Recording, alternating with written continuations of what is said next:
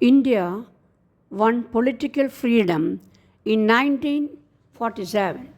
There has been an easier task than the one of administering the country in a clean way. This seems to be a more difficult task. For that, we require leadership and honest and efficient civil service. We need a disciplined military and police force. We must have industrial managers and skilled workers and good peasants. Our ordinary citizens should have civic sense and national feeling. All these things cannot be in a day. What we are attempting to do is to take some steps to build a sound administration and a stable government.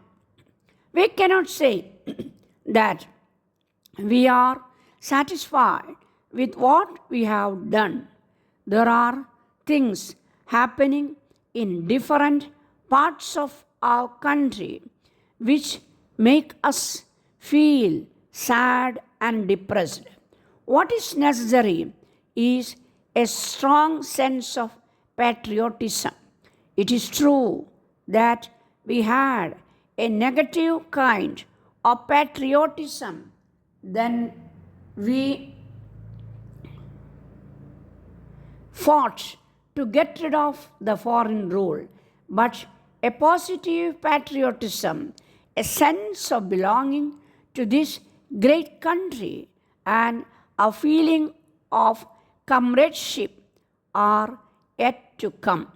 We have to build these in the minds and hearts of men.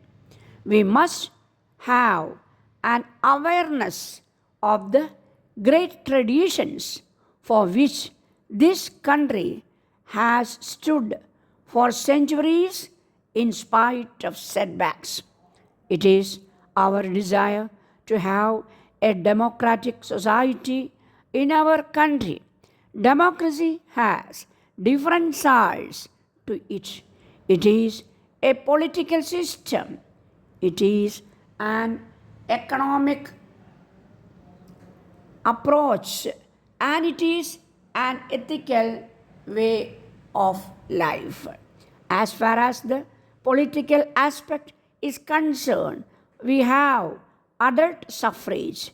Any person who is of a particular age, whatever may be his qualifications, position, or property, has a vote. We thus affirm the equality of all human beings. This principle is a part of our tradition, and though we proclaim our allegiance to it, we did not practice it in our daily life, and that is the reason why we were subjected to invasions and suffered bondage in the past. Today, political democracy cuts across the differences of class, caste, race, and religion. Whatever these differences may be, they have nothing to do with the dignity of man as man. We should respect the individual for his human nature and for his possibilities. It follows that we should enable all people to live a full and free life. We must try to bring up the hidden treasure in each person without breaking any of it. For this, certain minimum cultural and economic conditions must exist. That is why we have universal education laid down in our constitution. We often talk of a socialist society. This does not mean the regimentation of the individual. It does not mean making the abilities of all men equal. It is impossible. All men are not equal. Socialism means only giving equal opportunities to all people for the expression of whatever possibilities they have. When we say that it is necessary for us to feed, clothe, and shelter all people, we are stressing what may be called the economic aspect of the democratic ideal. We wish to reduce the gaps between wealth and poverty and to raise the living standards of the common man.